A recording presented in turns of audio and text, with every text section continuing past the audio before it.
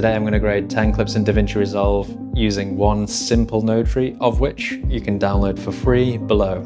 Here's the before and after of each of those clips. They've been recorded in log format, then in Rec.709, and then we have the stylized look applied. Okay, so let's dive right in. So first of all, I just want to take you through the node tree structure. So we have a color space transform, which basically takes us into a wide color space, allowing us to make the adjustments before coming out at this point. In between, we have a balancing node just for the color temperature. We've got exposure, contrast, saturation, a halation effect in this instance because we're going for the filmic look. And then we have the Kodak 2383 LUT applied, and then some grain, just again to give it that filmic look. Okay, so this first clip, as I've mentioned, gives us that Kodak 2383 look. So how does it work? So we jump in to the color space transform. In this instance, it was filmed on Sony FX6, so in S-Log3. Going into DaVinci Wide Gamut and DaVinci Intermediate. Everything else is left as default. Then in this instance, I didn't apply any balancing because I didn't think it required any. Then we have exposure. I apply a global exposure of approximately half a stop, just to bring up the overall brightness of the image. Okay, so I've turned off some of the nodes in this just so we can see the before and after. So I didn't actually apply any balancing in this clip. Exposure, I'm just bumping up the exposure using the HDR global wheel here. So I've just dragged that up by about just over half a stop. Then we're applying some contrast in the primary color wheels. There's the before and after here. I just want to highlight that I've changed the default pivot to 0.366.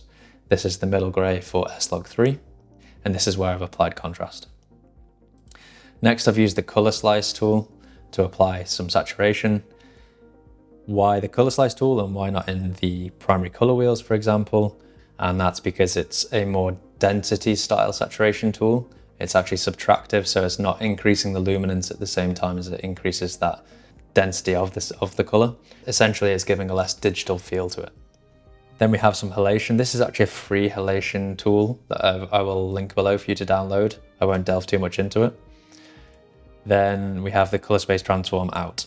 In this instance, we're going from DaVinci Wide Gamut, DaVinci Intermediate to Rec.709 Cineon Film Log.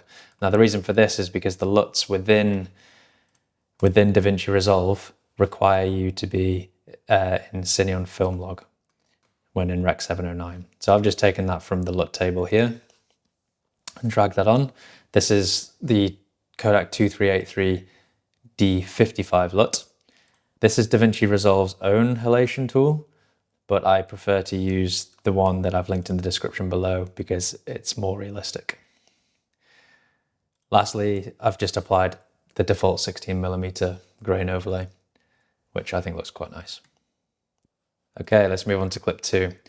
This was at the same shoot, but the only thing I wanted to show you here, which was a bit different, was some masking. Just to highlight the reflection. I thought it looked quite cool. Hopefully you don't think it looks too fake. So how did I do this? So first of all, I drew a window using the pen tool around the area I wanted to highlight. I added some inside softness. And then I went to the tracking tool and I tracked forwards and backwards using this button here, the window. I then went to the primary color wheels and I just used the gamma as I only wanted to kind of like raise the exposure of the mids rather than a global adjustment. And I think it looks quite good. And it's also sticking really well. Quite a cool effect. Okay. Again, I applied the same node structure here. No difference to the first clip. And here's the before and after. I think it looks quite retro. This shot was a bit different. We have a kind of product shot. I didn't apply any balance in this one. Again, used the global exposure, added a bit of contrast in the primary wheels, used the color slice tool to apply saturation, a little bit less than in previous shots because the orange was quite hot. And then the same color space transform to Cineon Log, Kodak 2383 LUT. This time I just used the inbuilt halation tool within DaVinci Resolve Studio and some grain. Again, didn't require any balancing, some increase in exposure. Let's get to more of a hero shot. Some contrast, saturation and color slice. Again, I used the inbuilt halation tool. Okay, so let's move on to a different clip here. We have a landscape shot. And what I wanted to highlight here, similar to the glasses shot, was some masking that I applied. And also I used a different CST in this instance for the out. I also applied some balancing. So let's just see what we have here. Okay. So this is with just a kind of Rec.709 output. If you look at the CST out, I've used this JP2499 DRT, which again is available and linked below, and it's output to Rec.709 2.2 for web delivery. Okay, so here we just have the color space transform in and out, and then if I'll show you what the before and after looks like, but what we'll do is we'll go node by node. So I did actually apply some balance here, but this is going to be easier to see once I've applied the exposure, which I've just done in the global wheel here, in the HDR color wheels. I'd applied some contrast. Here you'll again notice the pivot point at 0.336, middle gray for S-Log3. And let's just turn on the saturation as well, which is just a little bit of saturation. This time I just applied a tiny bit of saturation in the primary wheels. Okay, so I applied a tiny bit of balance here. You can see it's going from a kind of reddy green to a more blue overall temperature there. This is, you might be able to see it more in the vector scope. Yeah, so you can see the overall temperature kind of approaching the center of the scope here.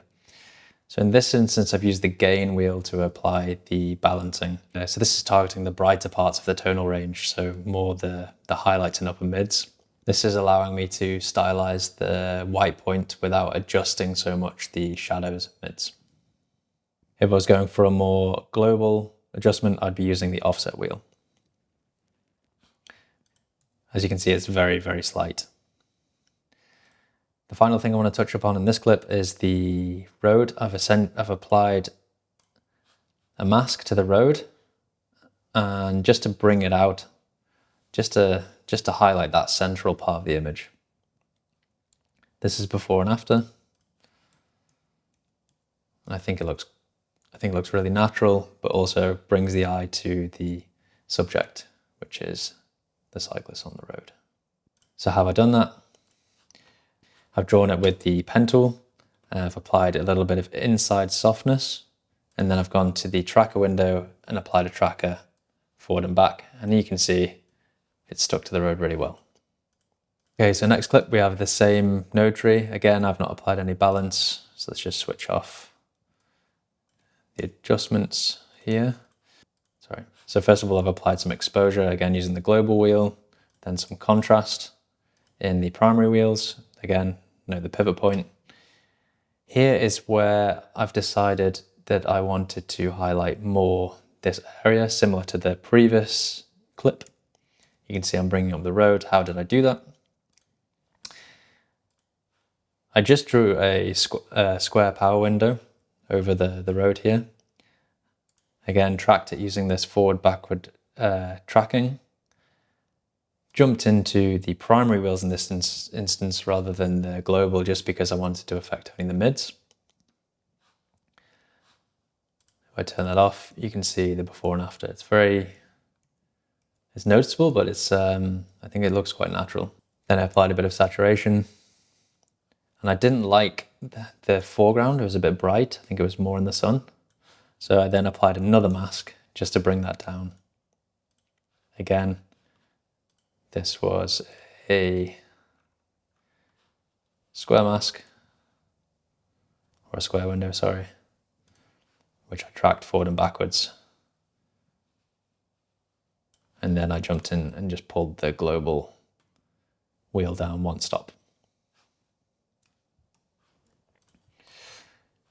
Next clip. This was actually quite tricky. I really want to mainly talk about the balancing in this one. So if we just turn off the balancing, in these two. This is how it kind of looked, and I just didn't like the yellowness of this mud. So the first thing I did was apply using the gain, because I wanted to apply it to the brighter parts of the tonal range. And the adjustment seems quite aggressive just because we're going from a yellow to a blue. But I think if you didn't see the before, it looks a lot more natural. In the curves panel, I basically reduced the saturation of the highlights and the shadows. It's quite difficult to see. I think if I zoom in, you might be able to see. So you can see it from a kind of like, it's got the shadows and the highlights have a more blue tinge. And then I've just removed that with the saturation versus luminance. So that's the before and that's the after.